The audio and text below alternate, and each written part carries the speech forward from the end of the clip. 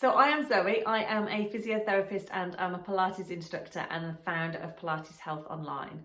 And I wanted to talk to you a little bit about the importance of looking after your mental health and your physical health, particularly at the moment where we find ourselves in these crazy times.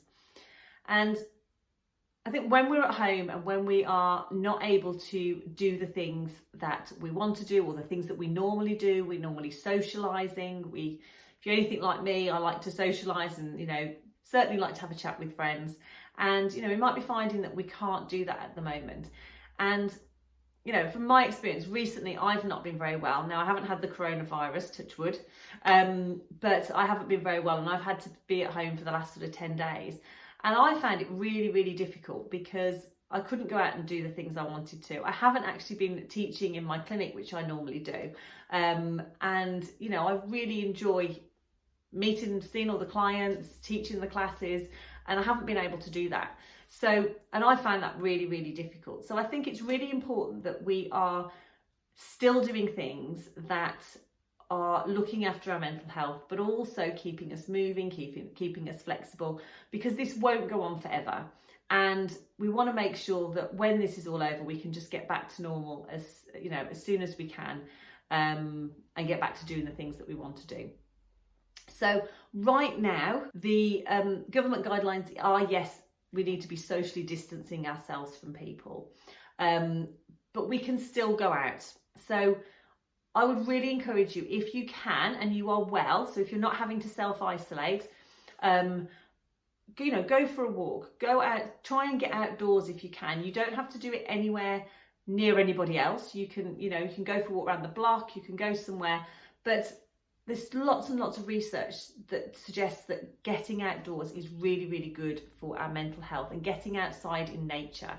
So try if you can, if you're well, if you're not self-isolating, go for a walk, get some fresh air, and that can really help clear your head, clear your mind, as well as getting some exercise as well.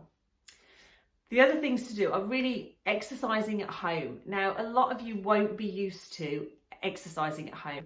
I think sometimes when we've got that commitment of going out somewhere to exercise and we've got a time or we've got an appointment or perhaps we're going with somebody else, then it's much easier to stick to it. And it is harder when you're doing it at home.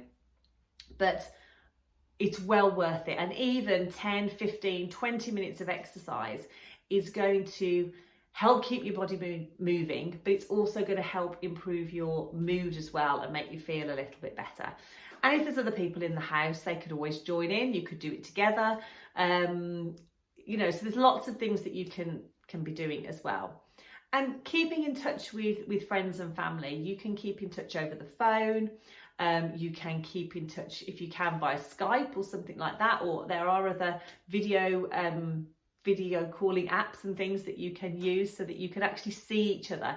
Because I think it's great to talk to people over the phone, but sometimes if you can actually see people, we have that better connection with people, don't we? And I think it's really nice to actually see them and talk to them. So have a look at those things that you can access as well.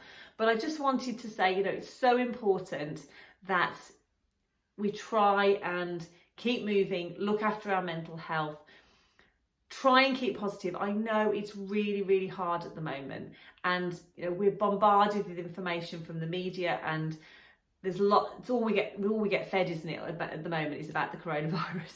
But try and to do the things that are going to help you.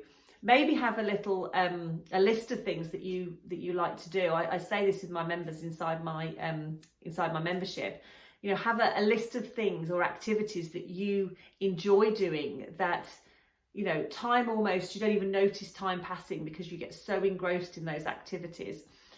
We call them flow activities. But try and have a list of those things that you enjoy doing. I know for my mom at the moment, she is knitting for England, I think, or is it crocheting? She might be crocheting and she's probably crocheting and knitting, but that's what she enjoys doing. And at the moment she is she's not self-isolating, but she's in one of the higher risk groups, so she's very much so socially isolating herself at the moment, so she's spending a lot of time at home.